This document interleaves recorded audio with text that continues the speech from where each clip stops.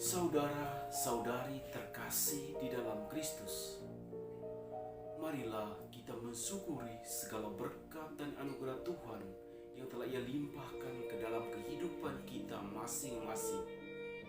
Kita bersyukur untuk anugerah istirahat semalam dan untuk hari baru yang indah ini. Marilah kita mengawali hari ini dan membuka hati dan batin kita untuk mendengarkan firman-Nya yang akan menuntun kita sepanjang hari ini. Dalam nama Bapa dan Putra dan Roh Kudus. Amin. Marilah kita berdoa. Allah Bapa Maha Mulia, kami bersyukur atas kehadiran Putra-Mu bersama kami. Semoga kami mengakui Dia yang Kau utus untuk menganugerahkan keselamatan kepada kami. Sebab Dialah Tuhan dan pengantara kami yang bersama dengan Dikau dalam persatuan dengan Roh Kudus hidup dan berkuasa Allah sepanjang segala masa. Amin. Saudara-saudari pencinta firman Tuhan yang terkasih di dalam Kristus, marilah kita membuka hati dan batin kita untuk mendengarkan firman Tuhan yang diambil dari Injil Matius bab 21 ayat 33 sampai 43, dilanjutkan ayat 45 sampai 46. Tuhan bersamamu dan bersama rohmu. Inilah Injil Yesus Kristus menurut Matius. Dimuliakanlah Tuhan. Sekali peristiwa, Yesus berkata kepada imam-imam kepala serta tua-tua bangsa Yahudi, "Dengarkanlah perumpamaan ini. Seorang tuan tanah membuka kebun anggur dan menanam pagar sekelilingnya. Ia menggali lubang tempat memeras anggur dan mendirikan menara juga di dalam kebun itu. Kemudian ia menyewakan kebun itu kepada penggarap-penggarap, lalu berangkat ke negeri yang lain. Ketika hampir tiba musim petik, ia menyuruh hamba-hambanya kepada penggarap-penggarap itu untuk menerima hasil yang menjadi bagiannya.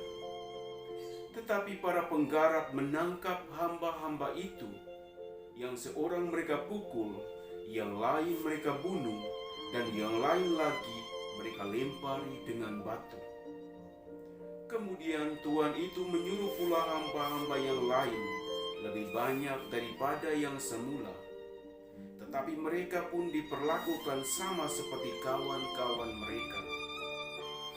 Akhirnya Tuhan itu menyuruh anaknya kepada mereka. Pikirnya, anakku pasti mereka segani. Tetapi ketika para penggarap melihat anak itu, mereka berkata seorang kepada yang lain, 'Ia adalah ahli waris. Mari kita bunuh dia, supaya warisannya menjadi milik kita.' Maka mereka menangkap dia dan melemparkannya keluar kebun anggur itu, lalu membunuhnya. Maka apabila tuan kebun anggur itu datang, apa yang akan dilakukannya dengan penggarap-penggarap itu?" Kata imam-imam kepala dan tua-tua itu kepada Yesus, "Ia akan membinasakan orang-orang jahat itu, dan kebun anggurnya akan disewakan kepada penggarap-penggarap lain yang akan menyerahkan hasil kepadanya pada waktunya." Kata Yesus kepada mereka, "Belum pernahkah kamu baca dalam kitab suci, batu yang dibuang oleh tukang-tukang bangunan telah menjadi batu penjuru? Hal itu terjadi dari pihak Tuhan, suatu perbuatan ajaib di mata kita. Sebab itu aku berkata kepadamu, kerajaan Allah akan diambil daripadamu dan akan diberikan kepada suatu bangsa yang akan menghasilkan buah kerajaan itu." Mendengar perumpamaan Yesus itu, imam-imam kepala dan orang-orang Farisi mengerti bahwa merekalah yang dimaksudnya. Maka mereka berusaha menangkap dia, tetapi mereka takut kepada orang banyak, karena orang banyak itu menganggap Yesus nabi. Demikianlah Injil Tuhan, terpujilah Kristus.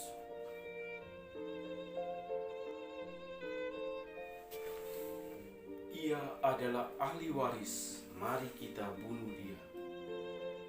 Umat beriman dan cinta firman Tuhan yang terkasih di dalam Kristus, tak dapat dipungkiri bahwa persekongkolan untuk melakukan tindakan kejahatan dan dosa seringkali kita lakukan dalam kehidupan kita setiap hari. Kadang kita begitu mudah terbawa arus untuk terlibat dalam konspirasi-konspirasi yang tentu bertentangan dengan nilai-nilai kerajaan surga. Bacaan Injil suci hari ini mengisahkan tentang orang-orang upahan yang merebut tanah milik tuannya. Mereka tergiring keinginan sesat pribadi dan bersama untuk mengambil atau menguasai sesuatu yang bukan menjadi haknya. Dalam situasi kita pada zaman ini, kita dapat menyaksikan maraknya praktik korupsi yang sudah menjadi tren, bahkan membudaya, yang merasuki hampir di setiap lini kehidupan umat manusia. Orang begitu mudah terjatuh ke dalam godaan dari keinginan untuk memiliki sesuatu yang bukan menjadi haknya. Orang mulai lupa bahwa mengambil sesuatu yang bukan milik pribadi adalah tindakan dosa yang akan merugikan dirinya dan sesama. Sebab praktik korupsi merupakan tindakan yang bertentangan dengan hukum Tuhan. Itu berarti dengan melakukan tindakan korupsi, orang sedang terjebak dalam keinginan sesat yang akan menghantarnya menuju kepada kebinasaan. Umat beriman mencinta firman Tuhan yang terkasih di dalam Kristus. Sebagai pengikut Kristus, kita sekalian diingatkan Yesus untuk melawan praktik-praktik korupsi dalam hidup kita masing-masing. Kita diingatkan untuk memiliki kepekaan hati dan pikiran untuk senantiasa menghargai hak milik orang lain. Dengan demikian, kita sedang memberikan kesaksian hidup yang benar sebagai pengikut Kristus yang sejati. Mari kita menjalankan masa puasa kita pada hari ini dengan sukacita, sambil berusaha untuk menentang keinginan-keinginan sesat untuk menguasai hak milik orang lain. Mari kita lawan budaya korupsi mulai dari dalam diri kita masing-masing. Allah Tritunggal Maha Kudus, Bapa, Putra, dan Roh Kudus memberkati kita semua. Amin. Marilah kita berdoa. Allah Bapa penguasa alam semesta, kami bersyukur atas penyelenggaraan-Mu terhadap kami berkat pengantaran Putra-Mu terkasih yang telah sudi menjadi tebusan bagi kebebasan kami. Semoga kami selalu memuliakan nama-Mu sampai kami bersatu dalam kemuliaan-Mu yang abadi dengan pengantaran Kristus Tuhan kami. Amin. Saudara-saudari terkasih, marilah kita menyatukan hati dan batin kita untuk memohon berkat Tuhan. Tuhan bersamamu dan bersama rohmu.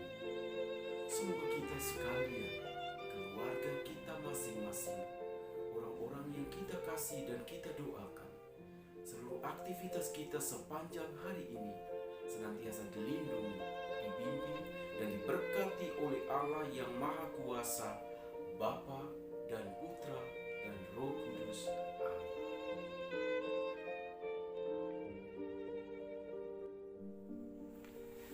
Teman-teman sekalian di mana saja berada, dalam menghadapi pandemi virus corona, marilah kita selalu berusaha untuk mematuhi protokol kesehatan. Selalu cuci tangan pakai sabun, jaga jarak, dan selalu memakai masker di mana saja kita berada. Sekian dan terima kasih. Tuhan memberkati kita semua.